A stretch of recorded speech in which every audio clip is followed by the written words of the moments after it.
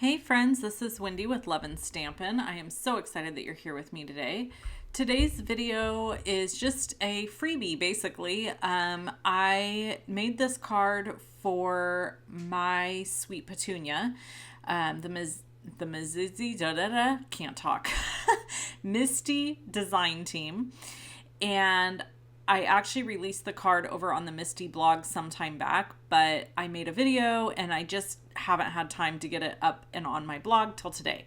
So I am using the Rabbit Hole Designs stencils here, the Rabbit Hole Designs stamp set, the little foxes. So many of you have reached out and said you've purchased this fox stamp set because it's like one of the cutest that you've ever seen.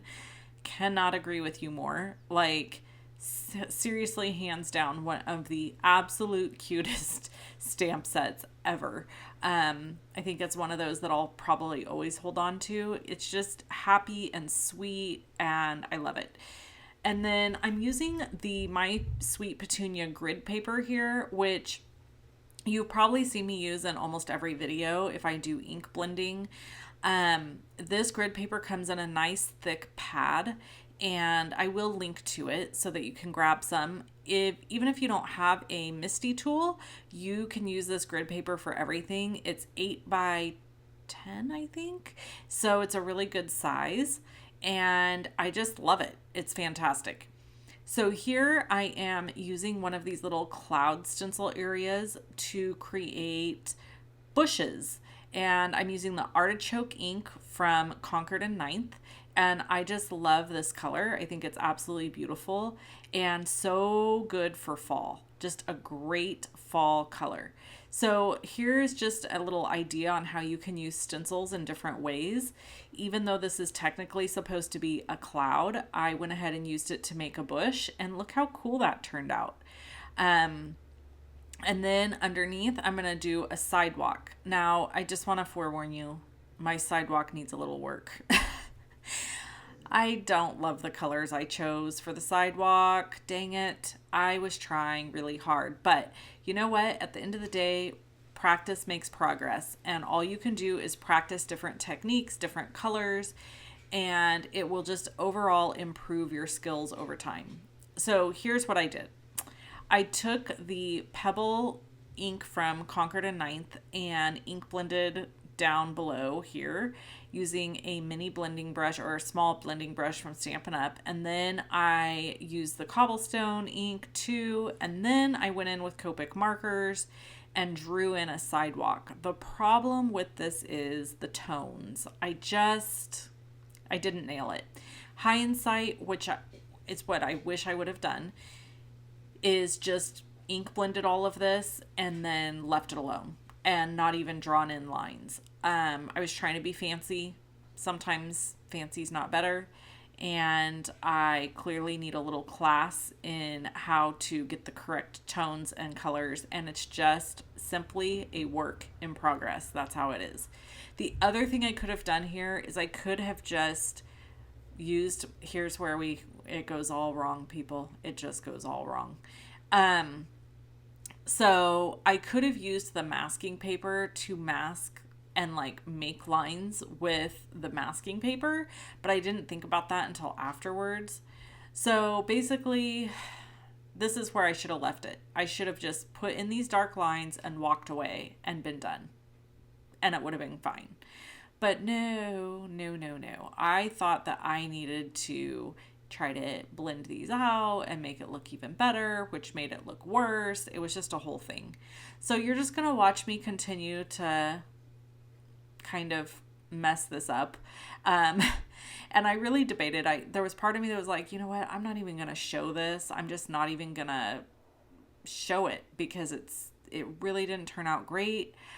But at the end of the day, I think that showing our mistakes is important. So here you see that I'm using one of these little tiny T-square rulers.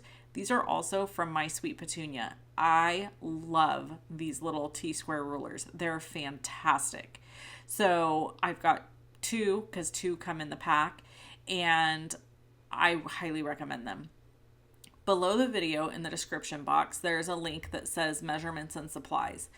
If you click on that link, it's going to take you over to my blog where all the supplies that I'm using today, well, let me rephrase that. Most of the supplies that I'm using today are listed. I seem to miss supplies. I don't know. I'm trying to be better, but it seems like every time I do my supply list, I look back at it later and I'm like, well, you left out like 6 items. So if I ever do that and you want to punch me in the throat, first I want to apologize. And second, I want to just tell you, just simply message me or email me and I will get you the link. Or comment on the video here and I'll provide the link in the comments. It's never on purpose. It's literally just that when you're designing and creating, sometimes you use more product than you even realize you're using. So anyway, so here I know that if I probably would have used I used my cool markers and it was warm grays that were ink blended down. So what I should have done is use my warm gray markers. So the W's instead of the C's. So that is where I went wrong. You know, such is life. Such is life. So here I'm just deciding on my placement of my sentiment. And gonna grab my Misty, of course. I've been using this black Misty lately. There are multiple colors. There's a turquoise one, a bright pink, which I have, and then this black one. I like all of them. The black one I seem to gravitate towards more. I don't know why, I just do, even though bright pink is like one of my favorite colors.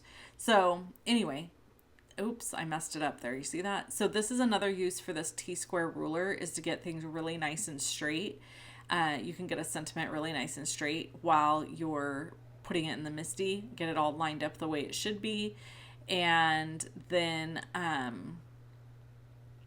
you can close your door. You can see here I was really concerned about my alignment on this sentiment. I wanted to make sure it was straight. And the reason for that is because it's just kind of floating in the air all by itself.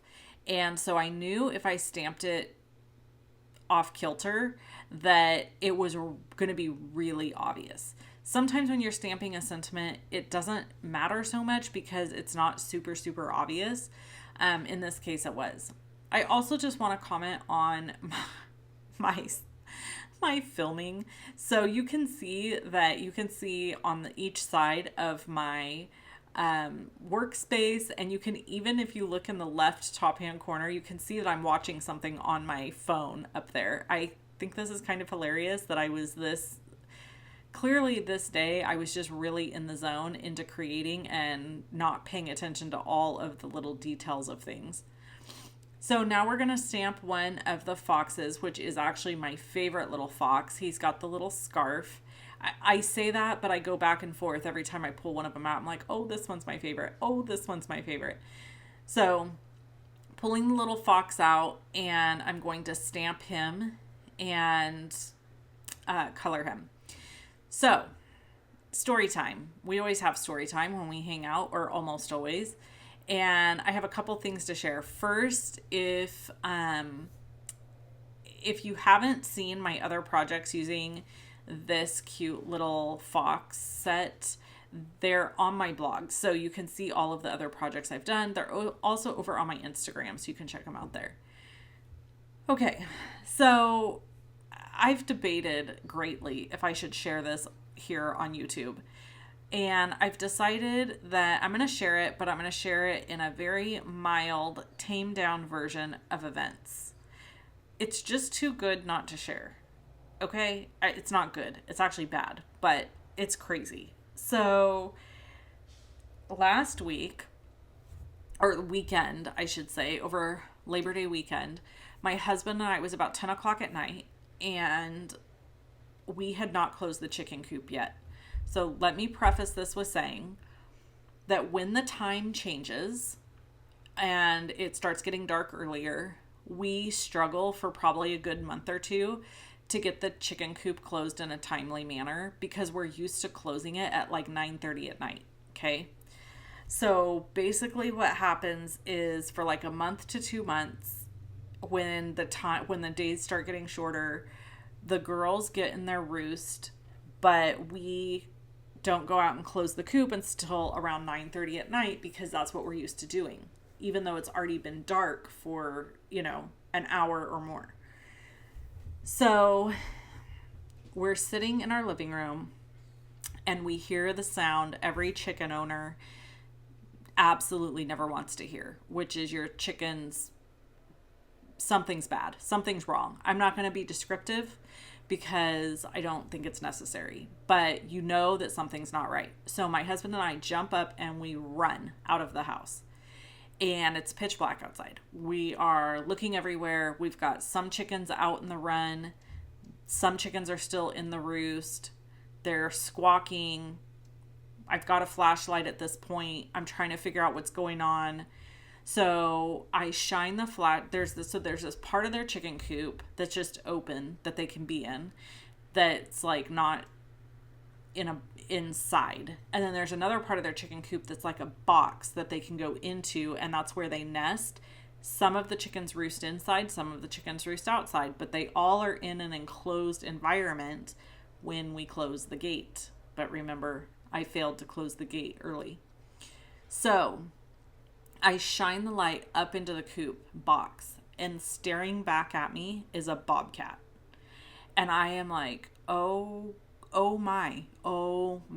So I say to my husband, there's a bobcat inside there. He's like, right now? I'm like, yes. So he proceeds to tell me to shut the coop door, which is the big door that would prevent the bobcat from like getting out or getting the rest of the chickens. So I shut it, and the hole to get into the box part of the coop is very small. It's big enough for a chicken to fit through. So the bobcat was not full grown, and we open the nesting box. We see the bobcat. Bottom line is, the bobcat met his demise due to killing one of our chickens. He killed one. And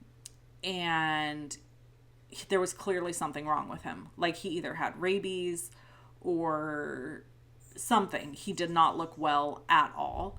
And unfortunately, like, because I know somebody on here is going to say, oh, you should have called somebody. Okay, you can't call somebody when you have a predator inside your chicken coop with your chickens.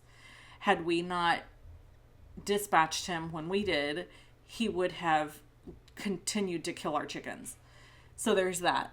Secondly, we are to blame for not closing the coop earlier in the evening. These things happen when you live in the country. It was sad. The whole situation was sad. And the chicken that he got was our youngest chicken that one of our mama chickens just finished raising. Like, it made it to the point of being full grown, but it hadn't even started laying eggs yet. So I'm heartbroken that it got one of my young chickens, because yeah, it's just sad when that happens. So anyway, that was our major event of the weekend, or craziness. Then we had a wedding reception on Saturday night, and I made all the desserts. They went very quick, and everybody seemed to really enjoy them. I made banana pudding, individual little banana puddings, because the groom's favorite is banana desserts. So I made that. I made banana bread, chocolate chip cookies, Hello Dolly cookies, and a vanilla pound cake.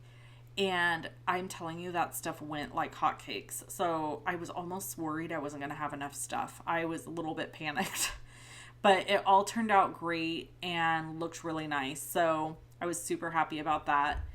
And then Friday night was my daughter's 15th birthday, and I made her a Nutella and peanut butter cake, which is her favorite. And then we did barbecued hamburgers, and yeah, that was her request. That's what she wanted for dinner. And so we did that, and I made a pasta salad and we had chips, and yeah, it was a really, really nice Labor Day weekend. Lots and lots of fun. So, except for the Bobcat massacre situation, that really wasn't on my list of things to do. But, such is life. things happen. Thankfully, it only got one chicken. I am so thankful for that. And my chickens still seem to be laying. I really thought that they would quit laying. That can happen when a chicken is traumatized. They will often quit laying for a time period if they get stressed. But they haven't. They're still laying. So I'm thankful for that too. So yeah, that was our weekend last weekend. This week, I've just been busy with work. My daughter has come down with a cold. She's got a head cold. And she's been home the last couple days. And when you're watching this, I think she'll be back at school. But yeah, start of the new school year, this is what happens. Everybody gets sick, gets colds, and then we move on with life and everyone's healthy and happy again for a long time. So, all the kids being around each other and sharing all of their germs, it's just how it goes. So that was my card. I hope you guys enjoyed it. If you need any of the products you saw me use, click over to my blog and I will catch you in the next video. I hope you have an amazing rest of your day. Bye-bye.